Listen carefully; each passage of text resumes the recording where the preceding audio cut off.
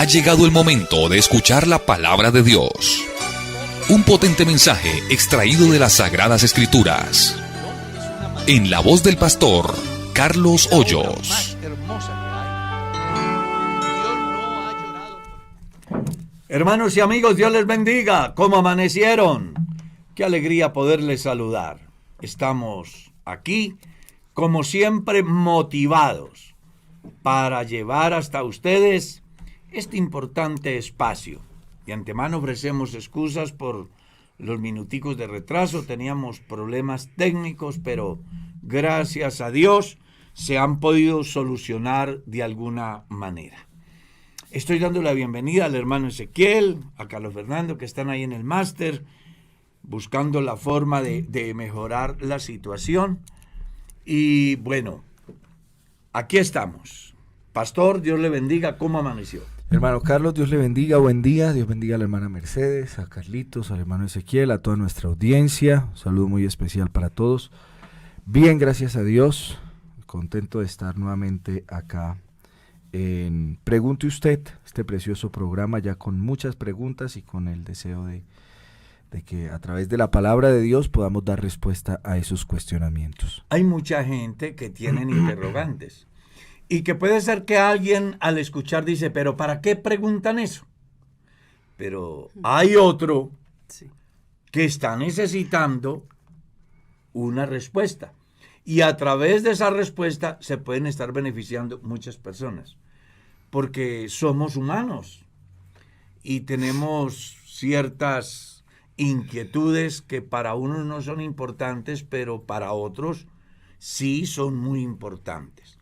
Y por eso aquí tratamos de dar respuesta a las inquietudes sin estar pensando otra cosa diferente que servir. Hermana Mercedes, Dios la bendiga. Ayer me la preguntaron en Ibagué. Ay, pastor, no me diga tanto eso. Ayer que estaba en Ibagué, aprovecho la ocasión para saludar a la familia Sánchez Foronda. Ha partido la hermana Robertalina Foronda. Yo estaba en el sepelio ayer. Ella es mi tía. Y bueno, es una familia muy grande. Son 14 hermanos. Todos casados, tienen ya sus hijos, alcanzó a dejar bisnietas, tenía 98 años la anciana, fuerte, pero se fue. Entonces, ayer la familia del hermano Eliasib.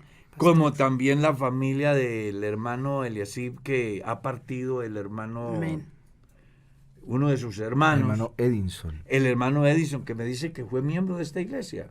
Bueno, eso no sé. Actualmente, bueno, pues asistía a Suba Villamaría. Asistía a Suba Villamaría. Un gran hermano. Sí, señor. Sí. Partió con Dios. Para todos ellos, nuestros más sentidas condolencias. Esperamos que Dios los fortalezca, los ayude, los consuele. Y entender de que este es el camino que nos toca a todos. Hace poco también partió un pastor, hijo del hermano Reinel Galvis. Sí, señor. Para aquellas personas, sus familias, también de verdad nuestra solidaridad, esperando que Dios en su infinita gracia les fortalezca, los consuele. Y bueno, entendamos una realidad, es el camino que todos tenemos que cruzar. Así que, hermana Mercedes, como le decía, me la preguntaban ayer que por qué no fue. Yo dije, Merceditas mantiene muy ocupada y por eso no está. Pero les dije, mañana nos encontramos en la radio. Así que Dios la bendiga, bienvenida. ¿Cómo amaneció hoy? Amén, muy bien, pastor. Esperando en las misericordias del Señor Jesucristo, me uno al hombre de Dios en esta mañana que dice, mi porción es Jehová, dijo mi alma, por tanto en Él esperaré. Aquí estamos, pastor, esperando en Dios, en su misericordia. Eso es lo más importante. Amén. Pero como tenemos muchos interrogantes de la audiencia, ¿cuál es el primero? Pastor, los hermanos de nuestra iglesia pueden usar la Biblia de los Testigos de Jehová, ya que en ella no se encuentra el nombre del Señor Jesús.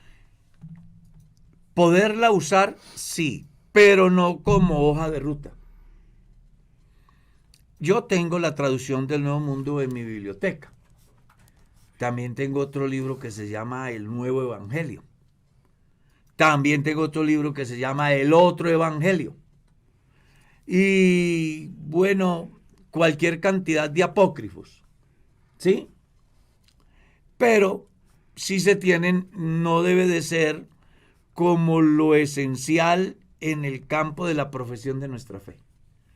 Porque, pues, es una versión que ha sido adaptada al pensamiento del hombre, extrayendo de ella el verdadero sentido. Porque un Nuevo Testamento que no hable de Jesucristo, ¿qué es eso? Si Jesús cambió la historia en dos, antes de y después de. Y pensar en una Biblia que están usando, que se resisten a creer que Jesucristo es el verdadero Dios, pues realmente no tiene sentido. Si yo soy cristiano, ¿para qué dejarme guiar por un escrito que desconoce que Jesucristo es el verdadero Dios? Lo que me tiene que enseñar a mí esa propuesta es lo que Juan dijo en su carta. Todo espíritu que niega que Jesucristo ha venido en carne, ese es el espíritu del anticristo. Así que lo que tiene que abrirle a ustedes los ojos eso y darse cuenta que el tiempo se está acabando. Tenemos en nuestra mano la Biblia que siempre hemos usado. Creo que no existe razón para cambiar. Y a la vez aprovecho para que como libros de consulta tengamos todas las versiones habidas y por haber. Pero tengamos cuidado al leer, porque estamos en el tiempo del cual me hablaron mis padres. Vendría el tiempo cuando nos quitarían la palabra de Dios. Y los cristianos no se dan cuenta, pero esa mercadería de la palabra ha hecho de que la vayan adaptando acorde a las demandas sociales y en consecuencia vaya desapareciendo la verdadera esencia de la palabra de Dios. Entonces hay que poner cuidado en eso. Amén. Hermano Carlos, una pregunta. Pregunta aquí una hermana. Según 1 de Timoteo 2:15, donde se habla que la mujer se salvará engendrando hijos, ¿qué pasará entonces con las que no tienen hijos? ¿No se salvarán? ¿O a qué se refiere este texto? ¿Primera de qué? 1 de Timoteo 2:15. Pues yo le recomendaría que se lea todo el capítulo y va a entender la razón del texto. Lo primero es que usted debe de saber que ninguna mujer engendra. Eso es lo primero. Entonces, ¿cómo entender el texto? Bueno, el texto de alguna manera tiene un mensaje. Y les voy a plantear lo que he llegado a concluir con respecto al tema. Recuerde que en la Biblia la mujer o la iglesia o una nación está bajo la figura de mujer. Israel, por ejemplo, en el capítulo 12 de Apocalipsis está bajo la figura de una mujer, ¿cierto? En ese orden de ideas, tenemos que comenzar a pensar que las mujeres no engendran, las mujeres conciben. Pero leamos unos versículos del capítulo 2 para tratar de encontrar el sentido. Quiero pues que los hombres oren en todo lugar, levantando manos santas sin iras ni contienda. Asimismo que las mujeres se atavíen de ropa decorosa con pudor y modestia, no con peinados ostentosos, ni oro, ni perlas, ni vestidos costosos, sino con las buenas obras como corresponde a mujeres que profesan la piedad. La mujer aprende en silencio con toda sujeción, porque no permito a la mujer enseñar ni ejercer dominio sobre el hombre, sino estar en silencio. Porque Adán fue formado primero, después Eva. Y Adán no fue engañado, sino la mujer. Siendo engañada, incurrió en transgresión. Pero se salvará engendrando hijos si permaneciera en fe, amor y santificación con modestia. Vamos a llevar el texto a el momento en que se da. Número 1. Pablo escribe a Timoteo, que es el superintendente de la iglesia en Éfeso. En este momento Timoteo está en Éfeso. Allá hay un culto pagano que es dirigido nada más y nada menos que a Diana, la famosa gran diosa Diana, diosa de los efesios. Hay un problema allá, y es que las mujeres, al igual que en Corinto, quieren liderar el proyecto de Dios que solamente fue entregado para liderar al hombre en el campo de la autoridad. Y eso es lo que lleva a Pablo a instruir a Timoteo acerca de cómo debe de liderar el proyecto en la iglesia a fin de que no sea alterado por la intervención de mujeres sacerdotisas paganas que sin duda alguna querían influir en las diferentes congregaciones que habían en Éfeso. Entonces, es la segunda vez en la Biblia donde se le dice a la mujer que no tiene autoridad para hablar, por ejemplo. Pues en el orden apostólico, aquellas que estaban ubicadas en lugares donde la influencia de Diana o de Venus y de otras deidades era muy pronunciada, pues dice Pablo, no se les permita, porque ellas lo que buscan es llevar más y más hombres a la esclavitud de sus prácticas en sus templos. Entonces Pablo lo que está buscando es dejar claro quién tiene la autoridad y por qué la tiene. Y en ese orden de ideas le dice que la mujer, a pesar de que debe estar sujeta, sumisa, más allá de que por causa de ella el hombre haya sido engañado, ella tiene la posibilidad de salvarse engendrando hijos. Algunos piensan que es un término netamente figurativo relacionado a la iglesia.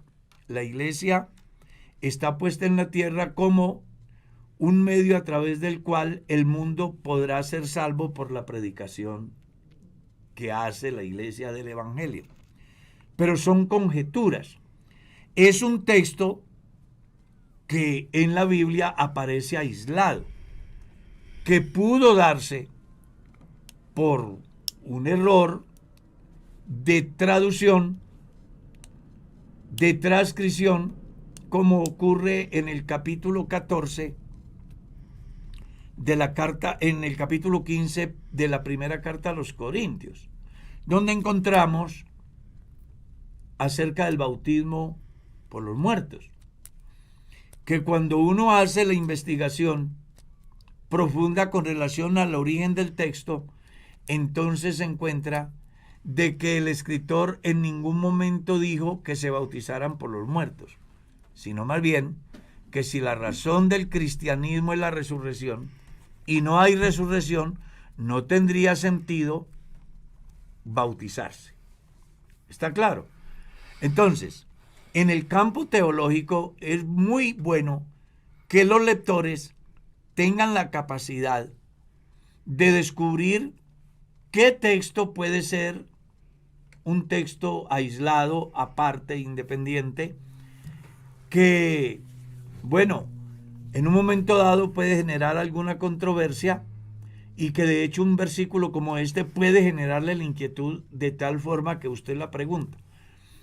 Pero recuerde que cuando usted lea un texto que no tiene contexto, no debe de detenerse, porque entre otras cosas, en el texto bíblico le recomiendo un librito que se llama Breve Historia del Texto Bíblico. En ese librito usted va a encontrar los textos compuestos, los textos repetidos, los textos que vinieron por vía exegética, los textos que inclusive sufrieron alguna alteración, como Santo Evangelio según San Juan capítulo 1 verso 1, donde han reemplazado la palabra en por la palabra con, estableciendo una pluralidad que en la Biblia no existe, o una coexistencia que Dios no permite. Entonces, cuando leamos un texto que no le encontremos contexto, no nos matemos pensando, tratando de encontrar una respuesta. Si usted a mí me dice, yo quiero que me diga exactamente qué es, yo, aparte de dar un concepto, no puedo dar una respuesta bíblica, porque ese texto usted lo ve una vez en la Biblia y no vuelve a aparecer. Siempre en la Biblia aparece que el hombre engendra y la mujer concibe. Algo pasó. No podría yo, y mal estaría de mi parte, tratar de darle una interpretación a un texto que, al igual que en la medicina, hay enfermedades huérfanas. No se sabe. A veces también nos encontramos con textos que se nos complica para entenderlos por cuanto no hay otro sustento bíblico a través del cual podamos de alguna manera hacerlo entender. Amén. Pastor, ¿sería tan amable de explicarme lo que dice la Biblia en Romanos 8, del 19 al 23, donde dice que la creación gime hasta ahora con dolores de parto? ¿A cuál creación se refiere la Biblia? Pues a la creación donde la personita vive, donde vivimos todos. Resulta de que Dios hizo un mundo perfecto, entre ellos al hombre. Salomón dice, Dios hizo al hombre recto, pero el hombre buscó muchas perversiones. La tierra, que fue creada con un fin, se convirtió en un campo donde bebe la sangre de los seres humanos. Hay maldad sobre la tierra. El salmista dice que por causa de la maldad y del pecado del hombre, la tierra es estéril. Hay un sinnúmero de cosas que llegan y que afectan la creación. ¿Cuándo será o por qué él hace alusión a eso? Es un sueño apostólico acerca del establecimiento del reino de Dios en la tierra, donde la tierra será aliviada de la maldición por causa del pecado y los hombres volverán a tener paz y seguridad y se acabarán las controversias relacionadas a la deidad. El mundo entero será consciente de la existencia de un solo Dios, así que como las aguas cubren la tierra, así también la tierra será llena del conocimiento de Dios. Entonces, es como si la creación la pudiésemos comparar con una persona que está ansiosa de recuperar su libertad, que la ha perdido por X, Y o Z. A causa del pecado, el mundo no ha podido cumplir realmente el propósito para el cual Dios lo creó. Y es una manera figurativa de la que Pablo hace uso para hacer saber la gravedad del pecado, no solamente en el hombre, sino las consecuencias que hay también en la creación misma, que está esperando, dice con dolores indecibles, la manifestación gloriosa de los hijos de Dios. Amén. Hermano Carlos, hay acá una pregunta, bueno, que podrá tomarnos tiempo. ¿Por qué se menciona acerca de que Cristo está a la diestra de Dios? Bueno, ponen varios textos y terminan por preguntar, ¿qué significa la diestra de Dios? En griego significa poder. Eso es lo que significa poder. Cuando la Biblia dice que Jesús se sentó a la diestra de Dios, lo que está diciendo es Jesús se sentó en el lugar que le pertenece como Dios. Ahora, si vamos a hablar de ubicación, es muy interesante que también comprendas que los antropomorfismos se dan a causa del desconocimiento que el hombre tiene de Dios. Y Dios los utiliza para que el hombre lo entienda y lo conozca. Pero si vamos desde el fondo de la Biblia, desde lo que Dios enseña en su palabra, ¿cómo poder ubicarle la derecha a alguien que lo llena todo? Es una muy buena pregunta. Jeremías 23 dice que Él lo llena todo y no hay nada que escape a su conocimiento. Derecha e izquierda competen a los que estamos sometidos al espacio. Pero Dios no está sometido al espacio. Él lo llena todo. Entonces, desde el griego se entiende que cuando la Biblia habla derecha, lo que está diciendo es, Jesús se sentó en la condición de lo que Él es, Dios. Amén. Pastor, ¿por qué es tan amable y me explica por qué dice la Biblia que por causa del Evangelio somos muertos a toda hora? Bueno, porque Pablo también dice en otra parte que todos los días muere. Está haciendo alusión a una situación que puede ser individual o puede ser general, que en una puede ser real en el campo humano, en otra puede ser simbólica en el campo espiritual. Yo todos los días muero. Pablo hace alusión a eso de que por causa de ti somos muertos todo el tiempo, pues refiriéndose a la renuncia que debe de tener el hombre a sus propios deseos para darle prelación a la vida de Dios. No en vano está escrito considerados muertos al pecado, porque somos sepultados con él para muerte, porque ya no vivo yo, Cristo vive en mí, porque los que son de Cristo han crucificado su carne con sus pasiones y sus deseos, porque te es necesario nacer de agua y de espíritu. En razón a ello, despójese de la pasada manera de vivir.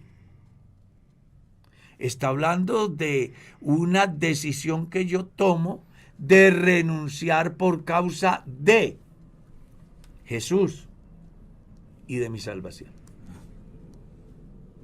Amén.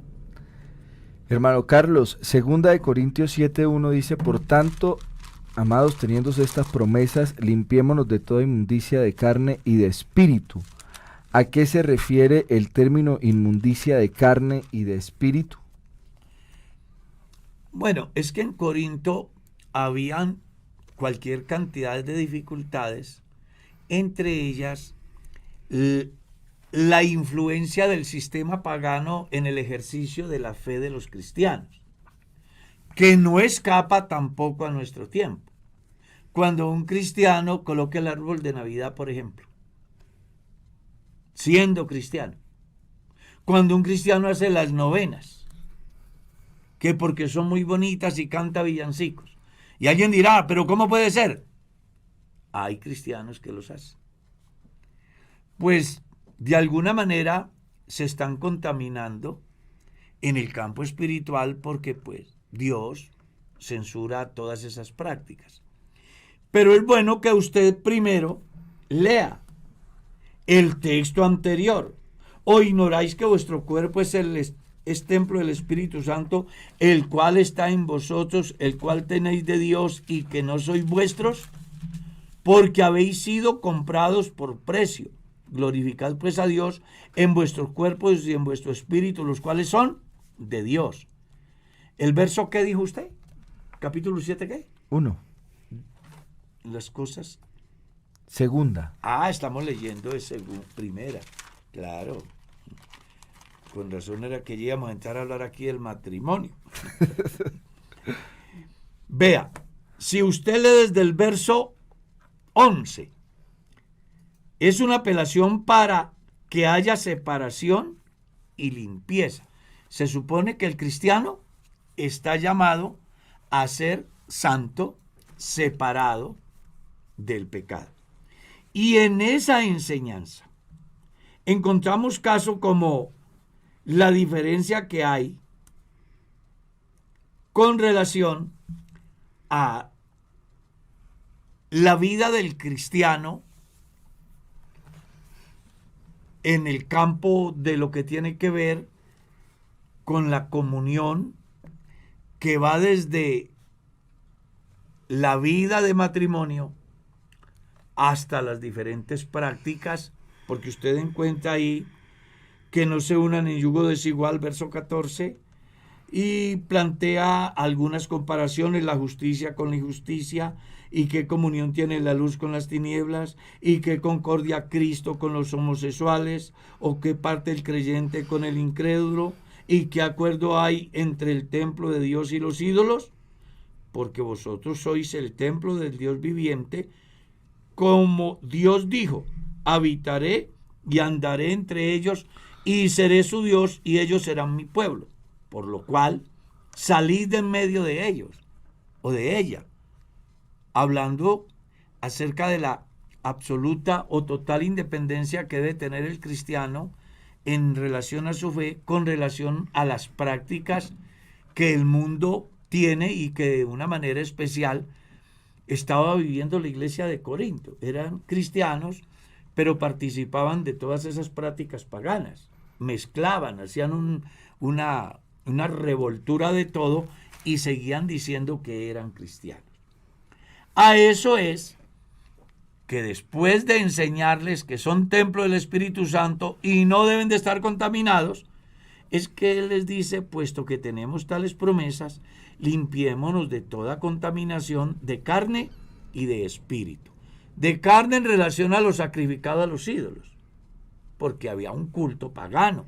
Más adelante en la misma carta ustedes van a encontrar acerca de lo sacrificado a los ídolos y de que Pablo enseña que todo lo que los gentiles sacrifican a los ídolos, a los demonios los sacrifican y no a Dios.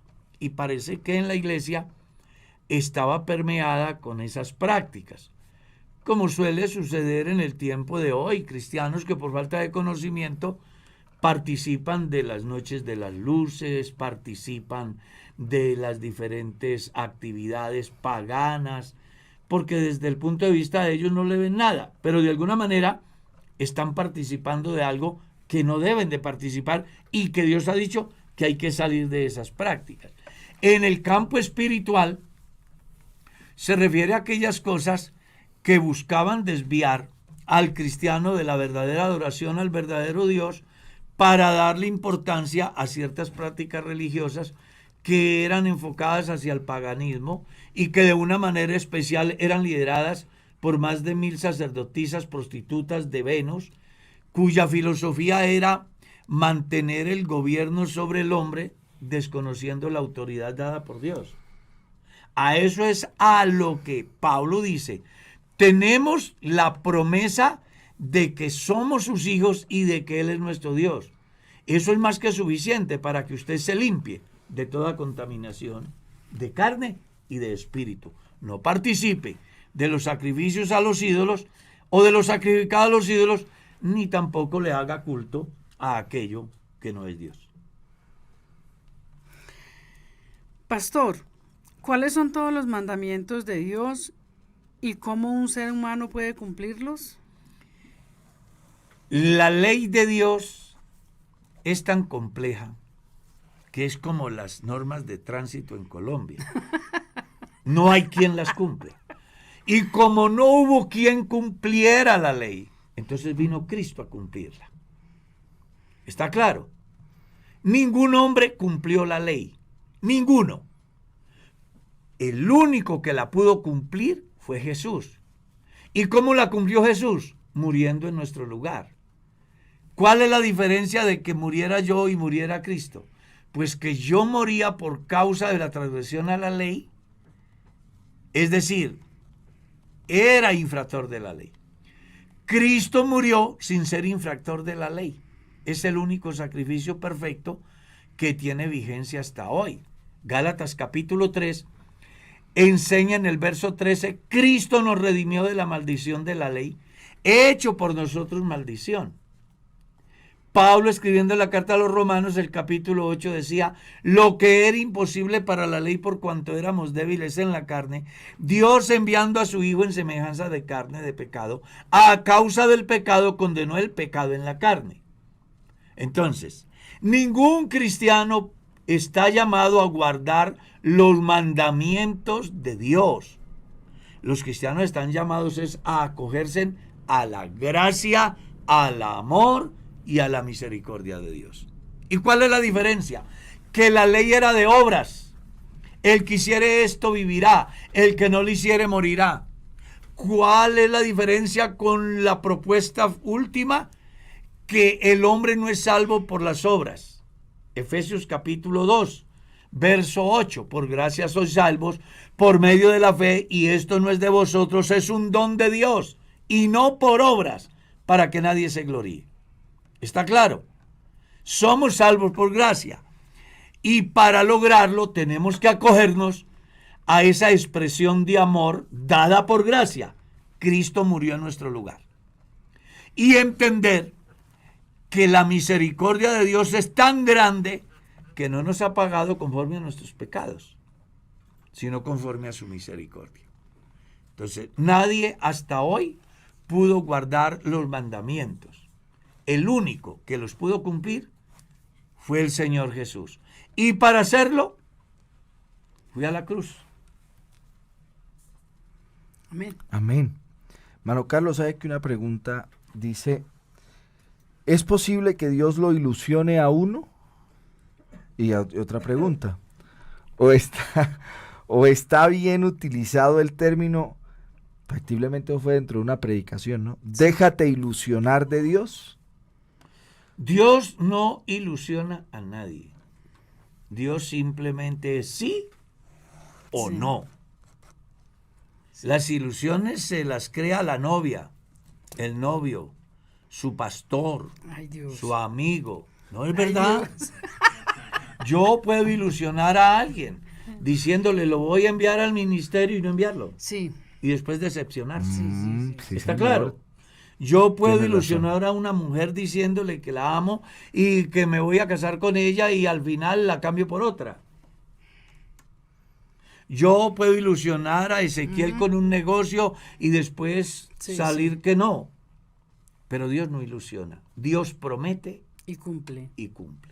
Si Dios le dice a usted que lo salva, Lo salva. lo salva. Si Dios le dice a usted que si no obedece al evangelio se condena, y usted persiste en el pecado, se condena. Porque en Dios no existe punto intermedio. En Dios se cree y se es salvo, se desobedece y se condena. En Dios no existe neutralidad. Él es sí o no. Es más, Jesús en el evangelio lo enseña, dando una manera del comportamiento, o cómo debe ser el comportamiento del creyente. Él dice: vuestro hablar sea sí, sí, o no, no. Porque donde hay más de esto, dice, de mal procede. O sea, las ilusiones. Entonces Dios no te va a ilusionar. Dios te promete y Dios te cumple. Amén. Pero, hermano Carlos, entonces está mal utilizado el término. Yo es sí decir, creo, porque Dios a mí no me ha ilusionado. Dios me ha hecho una promesa y Él me la cumple. Una ilusión es una cosa que puede ser sí o puede ser no. Bueno, habrá gente que pensará que es que uno crea si no. La idea es pues intentar comprender qué es lo que quiere saber la persona y hacerle las preguntas de ese modo, ¿no? Porque a veces se escriben distinto.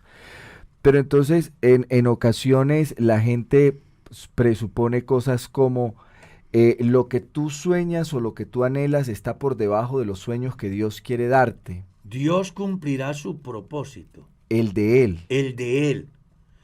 Y para cumplirlos, el hombre tiene que ser el instrumento, el barro en manos del alfarero,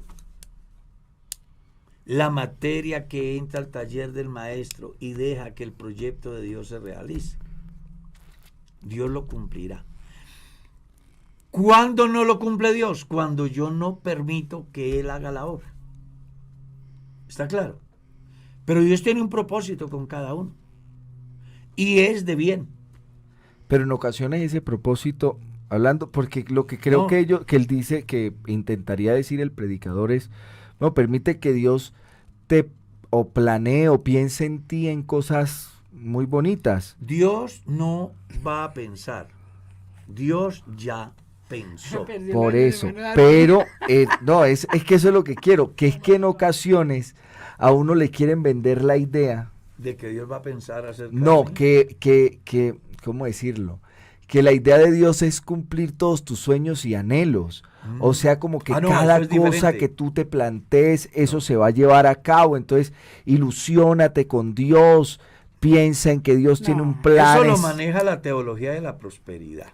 Pero nosotros a veces lo hemos escuchado en nuestras reuniones. Pero pues están enfermos de la enfermedad. Como un niño. Pero nosotros lo hemos escuchado. Claro, no. Pero mire, hermano. No, pero sí. Según nos escogió en él desde antes de la fundación del mundo para que fuésemos santos. En el proyecto de Dios está la iglesia desde la eternidad pasada. Dios no va a pensar nada acerca del futuro porque su programa no se improvisa. Ahora, una cosa es el proyecto de Dios, otra cosa son mis proyectos. Entonces, yo tengo sueños. Quiero volar de cordillera a cordillera. Quiero ser rico. Quiero tener la mujer más linda del mundo. Quiero tener el auto más costoso del universo. Dios no va a meterse ahí a que se le cumple eso a usted. Porque Dios sí sabe qué pasa si usted llegara a tener todo eso. Entonces Dios lo que quiere es que no sea su voluntad. ¿Cómo es que dice el Padre Nuestro? Hágase su voluntad primero ¿a dónde? En el cielo. Y después aquí en la tierra. Desde el Edén se encuentra registrada la absoluta dependencia de Dios. Dios no le entregó el universo en un proceso. Dios lo entregó creado. ¿Está claro? Y además le dijo al hombre, vea, aquí está todo. Tenga en cuenta que hay que comportarse así. El día que no se comporte, las cosas van a cambiar de rumbo. No porque él quiera, sino porque el hombre decide. Entonces Dios tiene un propósito y lo va a cumplir en usted y en mí. Pero para que eso se dé, yo tengo que permitir que sea Dios el que tome el control de mi vida y no mis emociones, mis presuntas ilusiones, mis presuntos sueños.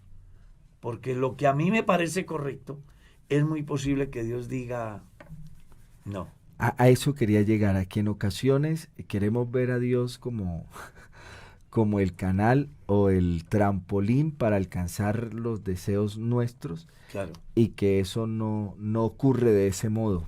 No va a ocurrir porque Dios sabe su futuro. Dios sabe el futuro de todos nosotros. Él sabe que si me da determinada cosa que yo quiero, me puede llevar a perderme.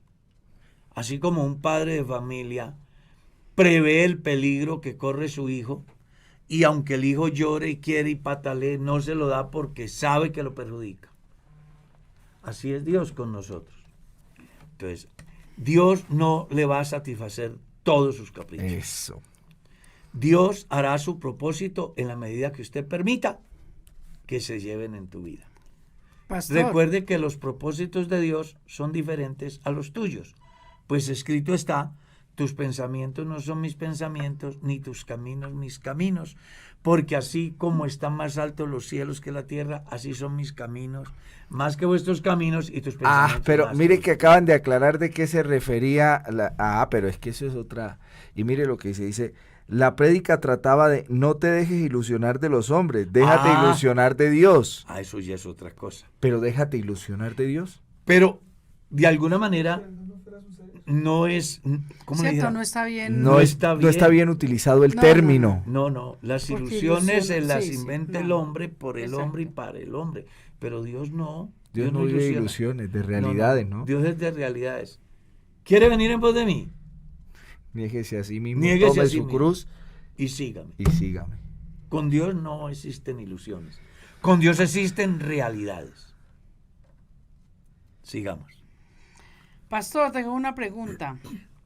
En Jeremías dice, el corazón es perverso más que todas las cosas. ¿Quién lo conocerá? ¿Cómo Yo, es Jehová. que David tenía el corazón conforme al del Señor?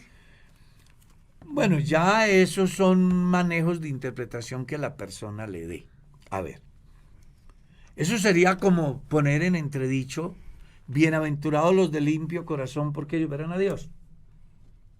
¿Cierto? Si el corazón del hombre, lee uno en la Biblia, en el Génesis capítulo 6, que era el pensamiento y la intención del hombre era de continuo al mal. ¿Cómo un hombre tiene un corazón conforme al de Dios, al corazón de Dios? Bueno, se refiere a la profunda reverencia, respeto que tenía David por las cosas de Dios. Y que allí se refleja algo que de pronto nosotros no estamos en condiciones de aceptar. Y es que David, a pesar de y por encima de, amaba a Dios y reconocía su absoluta dependencia. Y el día que él entendió que su corazón no era recto, ¿qué hizo en la oración? Dijo, crea en mí un corazón. Y en la profecía, Dios dice, les quitaré el corazón de piedra y les daré un corazón nuevo. Enseñando que cuando las personas, a pesar de y por encima de, llegan a la conclusión que sin Dios no se puede vivir y que Él es el punto de partida y el punto de llegada, los errores o el pecado del pasado no van a contar delante de Dios. Cuenta el presente. Y en el momento que se da el escrito, David era conforme al corazón de Dios. Por eso, le iba a decir a eso, que la pregunta está mal redactada. O sea, David no tenía el corazón conforme al del Señor, sino que él era el hombre conforme al corazón del Señor. Que eso es diferente. Pastor. Que eso es distinto. Hermano Carlos, es que hay una pregunta que yo voy a intentar formular, que esta sí, alguno me puede hasta reír. Es que la persona hace toda cuenta toda una historia, pero factiblemente cuenta toda una historia de alguien que la pretende. Escribe una novela. Sí, sí. Bueno, alguien que la pretende, y ese alguien que la pretende a ella no le agrada, a pesar de que es un buen tipo. Entonces la pregunta es como, ¿cómo debiera ella hacerle entender a esa persona que ella no está interesada en él? Pues si Merceditas me está pretendiendo a mí y no me llena, yo sería franco. Le diría, sí, Merceditas, usted es una gran persona, valoro mucho su amistad, pero yo quiero hacerle saber que no se haga planes conmigo porque no estoy interesado. Usted no es la clase de persona que pienso que ha de acompañarme para el resto de mi día. Hay que ser sinceros. La sinceridad es como el primer elemento a tener en cuenta. Porque si ella sigue ahí, él se va ilusionando. Exacto. Y el día que se presente la ruptura se van a hacer un daño muy grande. ¿Ya? Entonces yo le aconsejaría que le tenga como amigo. ¿Ya? O como amiga. Y hacerle saber de que más de una amistad, pues ella no aspira a otra cosa. Decirle la verdad. Más bien piense en alguien, ore a Dios, yo le voy a ayudar a orar para que Dios le apareje la persona, porque usted merece ser feliz, usted es un buen chico y merece todo lo mejor, pero pues yo no estoy en ese plan en este momento y tengo otros proyectos. Otro tipo de persona es el que yo busco. Porque tiene experiencia el hermanito. Claro. Pero es por cosas que le han preguntado, ¿cierto, hermano Carlos? Es que porque el hermano pues Carlos dice que solo se fijó en usted y ya. Por eso, pero ahí mismo salía a vender. No, es que, pastor y hermana Merceditas, esta semana me hicieron una pregunta en ese mismo sentido. Alguien se me ha acercado personalmente a decirme, ¿qué hago? Yo le he dicho lo mismo que estoy respondiendo aquí. Debes de ser sincera con esa persona y decirle la verdad. Sí. eres un gran amigo, un gran muchacho, valoro mucho su amistad, pero yo quiero que sepas que no debes de hacerte planes conmigo porque mi proyecto de vida va enfocado a otro campo, ya sea profesional, ya sea emocional en otra clase de persona. Dígale la verdad, que la verdad, como dicen en mi tierra, duele, pero no hincha. Pastor, yo creo que hay una pregunta, pues creo yo, a mi manera de ver, como un poquito difícil. ¿Hay pastores más ungidos que otros? Ay, preguntémosle a Darwin. Depende de lo que la gente crea que es la unción, ¿no? Claro, es que es ahí donde hay que hacer un análisis, porque algunos piensan que unción es igual a gritar, por ejemplo. Uno va a un evento y el que más grite ese es el más ungido, el que más grite ese es el más evangelista, y eso no es así. La unción se ve reflejada en los resultados del ejercicio ministerial. Ahí es donde se va a ver. Sí.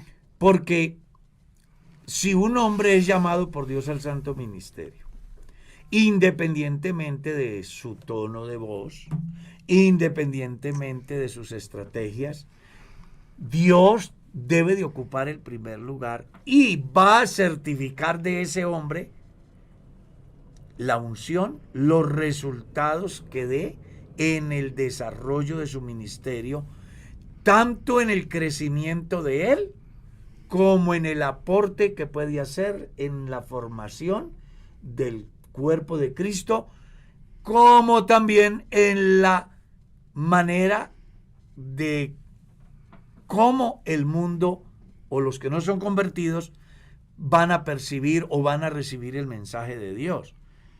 Entonces, yo pienso que Pedro era un hombre ungido, ¿sí?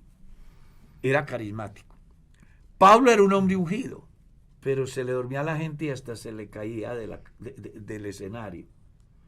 ¿Cuál de los dos era más ungido? Los dos. La diferencia era que el perfil ministerial del uno era diferente al otro. ¿Ya? En la iglesia hay diferentes perfiles ministeriales. Cada hombre es ungido por Dios dentro de su campo y la mejor manera de conocer la unción de ese hombre es a través de los resultados. Pero, bueno, me surge una cosa de la que hemos hablado alguna vez, ¿no? Que en ocasiones uno, como predicador, no hablemos del feligrés, sino del que predica, ¿sí? Bueno, un feligrés que predica, que mide el éxito de su sermón, y esto la equivalencia de la unción, al número de personas o que lloran, o que pasan al altar, o a eso que nosotros denominamos movimiento del Espíritu Santo. Pero realmente, ¿qué tan efectivo es medirlo de esa manera? Es decir, porque alguien dice, no, es que ese sí es un predicador ungido, usted vio cómo, y uno dice, pero en el tiempo, ¿cuánto perduran esos resultados? De verdad, ¿cuál es el cambio que surge al interior de la persona que escucha? Juan el Bautista le da la respuesta. Las personas pueden venir a lo que nosotros llamamos altar, que entre otras cosas no es un altar. La gente puede venir por una emoción del momento. Recuerden que hay manipuladores de masas. Uh-huh. Yo he oído de evangelistas que vienen 5,000, 3,000, pero usted nunca vio a esa gente en la iglesia, nunca hubo un cambio. Yo mismo fui predicador en un lugar donde se venían a lo que llamamos altar, a la plataforma, diariamente 300, 400 personas, entre comillas, a recibir a Cristo. Pero resulta que me he regresado al lugar donde yo estoy ejerciendo el ministerio. 6 meses después pregunto por esa multitud que en una semana sumó más de 1,000 personas. En una semana. Y me dijeron, están asistiendo 30. ¿Qué pasó con los más de 1,000? Bueno, que fueron... ¿Ah? Se emocionaron. Fue un momento, una circunstancia. El Nevado del Ruiz había producido una erupción, se había llevado a Armero. Yo había ido a un pueblo llamado Guayabal a auxiliar o ayudar del Distrito 5 a las personas necesitadas, y como ahí en Guayabal había un lugar de predicación, pues yo aproveché para hacer culto todos los días. Y todos los días las multitudes venían y yo les predicaba el mensaje de Dios, el llamado al arrepentimiento, y la gente se arrodillaba y lloraba y pedía misericordia. Pero es por la emoción del momento, la coyuntura del momento. Entonces, la unción del predicador no se puede medir porque la gente llore, porque la gente grite, porque la gente venga como una turba. No, el éxito del predicador se va a medir cuando veamos los resultados de las personas, que de verdad han recibido a Jesucristo. Porque si ahorita temblara la tierra, todo el mundo se arrepiente. ¿Tú te imaginas un temblor ahora 8, 9 grados aquí en Bogotá? Los edificios cayéndose. Hasta los más enemigos del evangelio invocan al Señor y se arrepienten. Pero aquí al domingo están otra vez en los prostíbulos, en los expendios de droga, en la borrachera, haciendo lo mismo que siempre han hecho. En el 79 hubo un terremoto, recuerda, Merceditas, estaba embarazada de Mari Gemni. Yo estaba tocando guitarra y ha habido un terremoto no pequeño. Recuerdo aquella vez que los inconversos, enemigos, gente que en el pasado había salido con armas a atentar contra nosotros, aquella noche nos buscaban porque pensaban que los cristianos tenían de alguna manera algo que podía guardarlos a ellos de esa enorme tragedia. Y claro, sí había algo, porque mientras ellos estaban desesperados, habían hermanos que gritaban: gloria a Dios, tu palabra se cumple, gracias Dios, porque tu palabra dice que habrán terremotos y hoy se está cumpliendo. Había dos condiciones muy diferentes. Sí. Una de certeza que Dios es fiel y la otra de que el mundo se les acabó.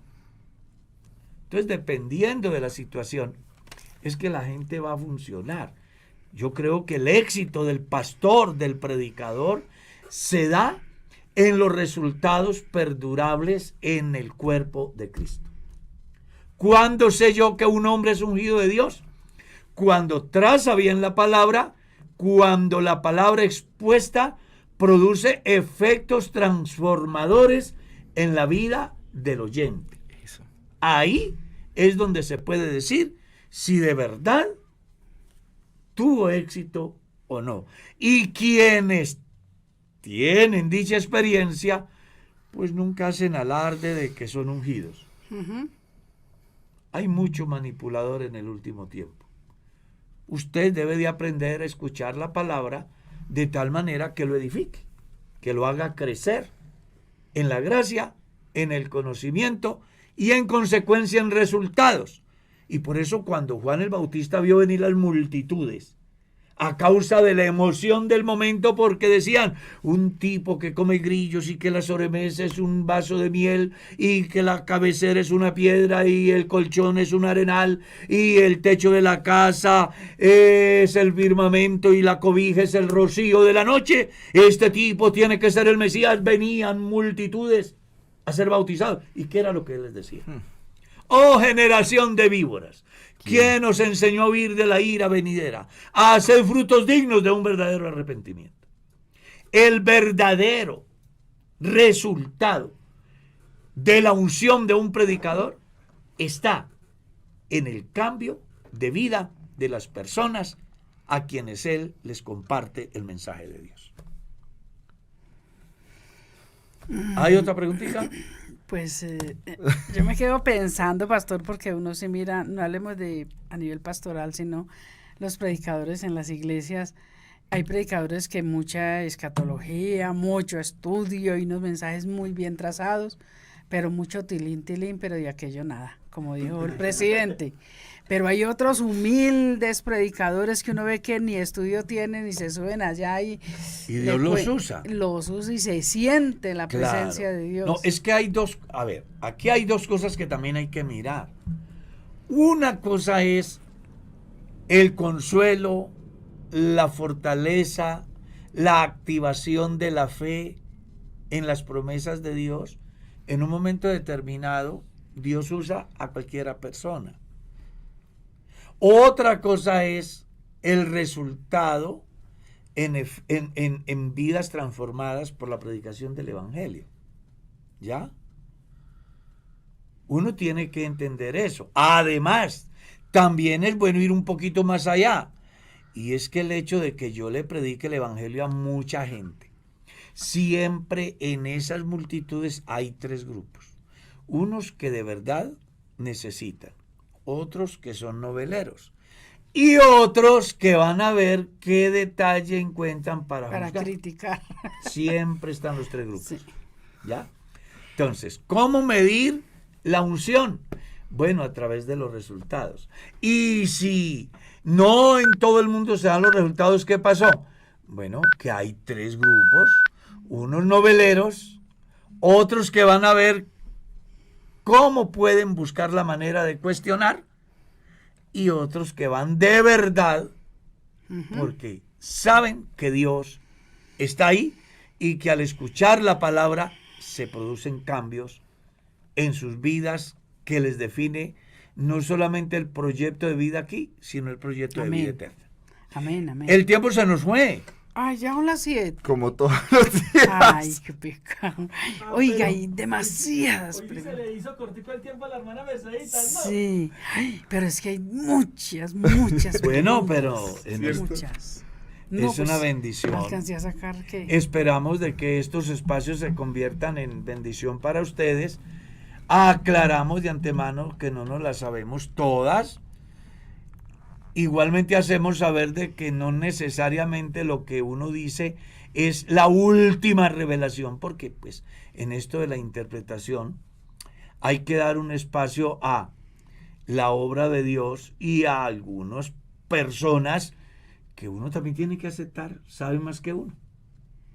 Y eso en nada nos va a afectar en cuanto a nuestra salvación. Pero sí lo hacemos de buena voluntad. Los esperamos el próximo lunes, si Dios lo permite. Aquí estaremos con un encuentro con la palabra, Sí. porque para su información, mañana está ¿qué? Conexión Juvenil. Sí, señor.